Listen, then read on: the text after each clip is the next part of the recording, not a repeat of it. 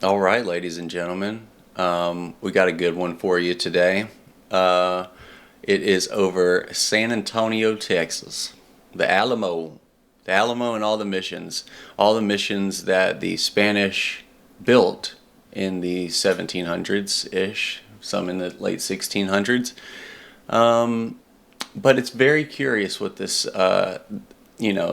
article says because this is so similar to so many other cities in America. The tunnels that are under each city.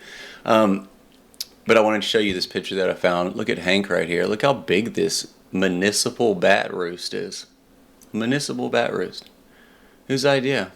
This guy's. It was this guy's idea. The mysterious tunnels of the Alamo.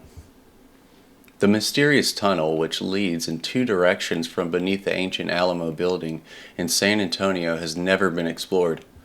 It is known that one branch of the tunnel runs south for at least 2.5 miles to the old Concepcion mission, and that another branch extends north from the Alamo to the ruins of the antiquated stone blockhouse, which stands in what is now San Pedro Park.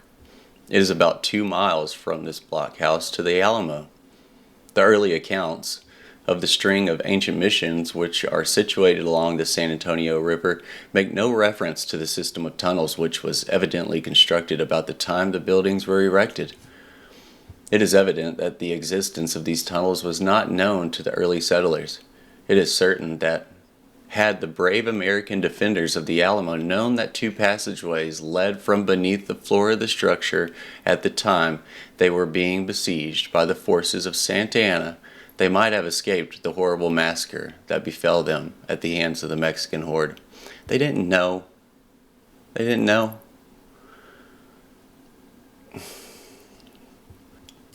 Before we go any further, let's first answer the question you have right now. How in the penguin's painting of Picasso did one construct a tunnel in the 18th and 19th century? If you've watched my video over Galveston and other major cities within this country, you have seen the impressive feat laborers and planners went through to construct some of the most beautiful homes, office buildings, convents, and high schools within such little time, supposedly. The Thames Tunnel is said to be the first subterranean passage built under a major river. It's said that for the construction of the Thames, laborers at the face of the tunnel were safeguarded by Mark Brunel's newly invented shield. Behind this shield, workers with additional crew members swiftly worked to secure the tunnel's roof, racing against time to reinforce it before the river could potentially breach the structure.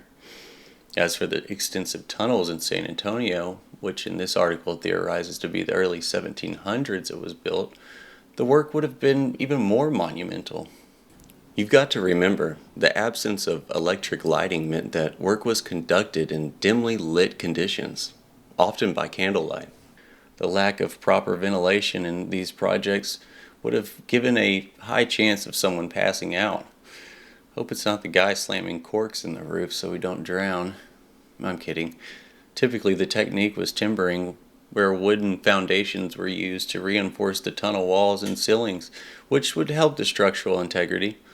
But as you'll see, this is not a little backyard project. It goes for miles. Who chopped the trees and transported the support beams to the locations? And if you've never experienced South Texas soil, then let me set the stage. In San Antonio, there is not just one soil type, they have many. One being clay soil, which gets more compact than your light-in-the-loafer friend's Toyota Spark. Then there's sandy soil, which might cap the clay or be homogenized as one with the clay. Hardly ideal conditions for shoveling under a river. The last, and certainly the most difficult, would be the 4-inch thick calcareous soil. And the poor bastard with the first jab in the ground wouldn't have a difficult time with that. It's the rock soon after. Just food for thought. When the American garrison of the Alamo were surrounded by the Mexican troops, they knew of no way of escaping the death that surely awaited them. So well did the Franciscan fathers who built and inhabited these missions keep the secret of the existence of the tunnels, and this knowledge did not even come to the early Mexican settlers of San Antonio. It was not until about 20 years ago that the discovery was made that a tunnel led from the Alamo to the Conception mission, and then it was quite by accident that the underground passage was found. You're gonna have to excuse me for my white people, accents. You don't want me to go Concepcion or Conception. You don't want me to do that. So I'll just say whatever comes out. Luis Tabora was digging a well at his home on South Presa Street when the picks of the workmen struck a hard substance that proved to be adobe plaster, such as the Franciscan fathers taught the Indians of this section to make in the early days. A few strokes of a pick made an opening in this concrete wall, and a cavern was exposed to view. Tabora and the laborers who were digging the well descended into the opening and found that it was not a cave, as they supposed, but was a tunnel with a width of about 5 feet and a height of 7 feet. The concrete layer of 2 or 3 inches in thickness formed the walls and arched roof, while the floor or bottom of the passageway was of dirt. The tunnel was explored by Tabora and others for distances of several hundred yards in both directions. Further progress was blocked by cave-ins which had occurred, filling the passages with dirt and debris. One end of the explored tunnel crossed under the San Antonio River. In order to get a safe distance under the bed of the stream, the tunnel was lowered several feet at the crossing point. Flights of stone steps connecting the two levels. It is thought that the tunnel runs in an almost direct line between the blockhouse on the north to the Conception mission on the south, by way of the Alamo. And if this theory is correct, the river crosses above it no less than a dozen times. Now, who the hell did that? The opening into the tunnel in the Alamo is situated in one of the cells of the monks. Centuries of disuse have caused it to fill with debris, and no effort has ever been made to clean it out and conduct an exploration so far as known. The same condition is true of the entrances beneath the blockhouse and at Conception Mission. Since the discovery made by Tabora, the tunnel has been encountered at several other points on its course. While excavating for the outfall sewer that leads south out of the city, the tunnel was broken into and a considerable difficulty was experienced in building the brick sewer across it. It not infrequently happens that the tunnel is struck while excavating for the foundations for houses. It is curious that no systematic exploration of this ancient relic of the Franciscan fathers has ever been attempted. It is believed that the tunnel does not stop at the Conception Mission, but that it extends all the way to the San Francisco de la Espada mission, situated 9 miles south of San Antonio, connecting en route the San Jose and the San Juan missions. All these ancient structures are built close to the San Antonio River and are surrounded by little villages of Mexicans. These mission buildings were erected nearly 2 centuries ago, and it is supposed that the tunnel, which probably connects all of them, was constructed about the same time. Yeah, good theory. The blockhouse in San Pedro Park was built at a later date, and it is considered likely that the branch tunnel which leads to it was built sometime after the passageway to the missions was finished. There is much speculation as to the original object of the system of tunnels. The Franciscan fathers had little to fear from the Indians. They were beloved by the members of the tribes who inhabited this part of the country in the early days, notwithstanding the fact that the venturesome missionaries made the Indians perform the hard labor of constructing the mission buildings. No trouble ever arose between the devout Franciscans and the Redskins. Yeah, but build this house. That's already built. Just say that you did. Tell people that. It is probable that the real object of this tunnel, connecting some, if not all, of the missions along the San Antonio River, was to afford the monks an opportunity of visiting each other without the knowledge of the Spanish military and civil authorities who made their headquarters in San Antonio. Yeah, you know what? That's probably it. Hey man, I really want to see you more, bro, so let's build like a tunnel under the San Antonio River. Golly. And exploration and rehabilitation of this ancient city. As I was scrolling through my archives, I noticed this San Antonio streetlight. Yes, a streetlight. It looks like what it's supposed to look like, but doesn't it appear unique? Doesn't every inch of our past look like the exact opposite from what we've been trained to picture? Do you know what cities across the world used 100, 200 years ago to illuminate their streets? Electric candles, or arc lamps, which later earned the name Moon Tower due to the ethereal moon-like light they cast over the city. Arc towers, developed in the late 19th century, were designed to provide electric lighting using arc lamps, the first practical electric lights. Due to their brilliance, these lamps were too intense for indoor use, but became a popular choice for outdoor municipal lighting across the U.S. In 1884, there were already more than 90,000 arc lamps lighting cities. The number rose to 235,000 by 1890 and kept rising within the next 10 years after that, and then doubled another 5 years after that. An electric candle could produce a tremendous amount of light, ranging from 1,500 to 6,000 candle power. This output is equivalent to 11 to 43 modern 100-watt incandescent bulbs. The light also produced the highest temperature ever achieved by humans until the development of the atomic bomb. Just north of San Antonio, there still lives some of these hidden technologies.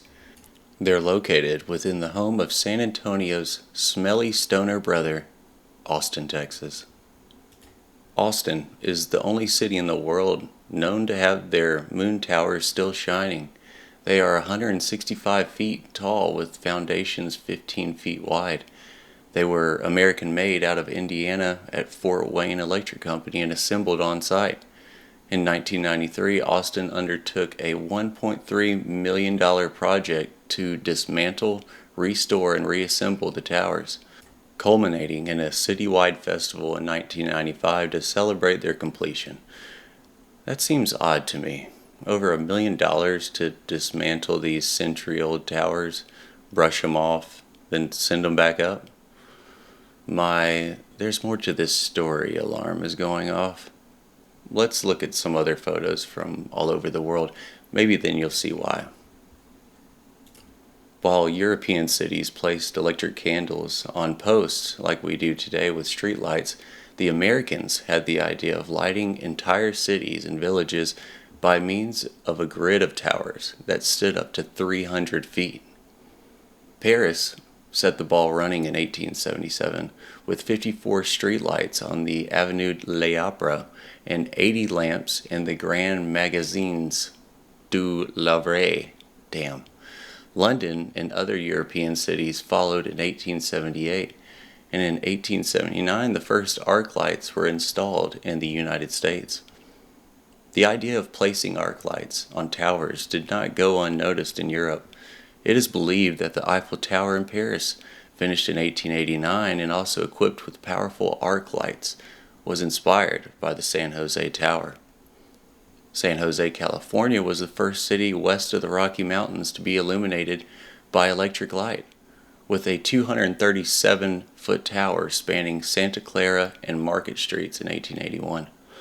The idea originated from J.J. Owens, inspired by San Francisco's first electrical lighting station. Although the tower collapsed in a storm in 1950, a nearly half-size replica was constructed at the San Jose Historical Museum in 1977.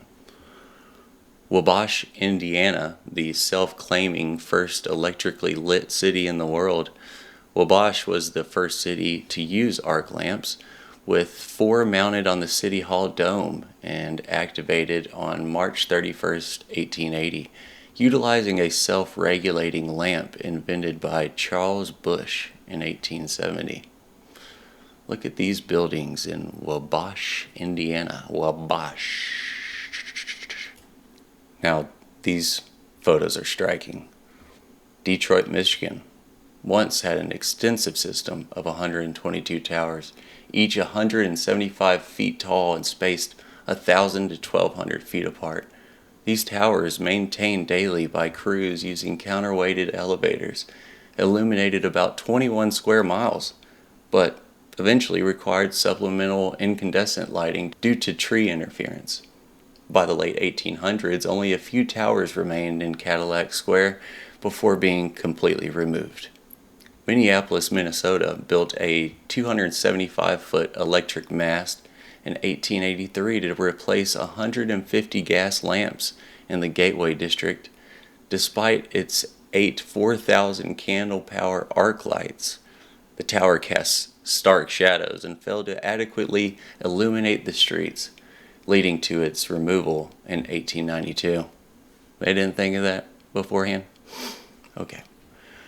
New Orleans, Louisiana, erected towers in the early 1880s to light the Mississippi River levee and assist nighttime port activities, and another at Canal Street, Bourbon Street, and others with integrated water pipes for firefighting. Wow, integrated water pipes for fires? That's so not 19th century of them. Jeez, guys. I include this because these tunnels within San Antonio, as well as the arc towers, aren't so different. Someone put them there. You see, I don't believe those streetlights were used the way we set them up, and I don't believe these tunnels were built by 18th century Franciscan monks. Who, you may ask? I haven't got a clue, but I'll keep digging. Let's get back to the article. An exploration and a rehabilitation of this ancient system of tunnels might lead to many interesting discoveries, it is thought. In the imaginative minds of some persons, the treasure room of the Franciscan monks is situated at some point on the line of the underground passageway, and perhaps it may still contain a store of vast wealth. The Mexican inhabitants of the little villages situated adjacent to the missions have a superstitious dread of the mysterious tunnel. None of them could be induced to enter the dark and gruesome passageway. I don't blame them. I wouldn't do it.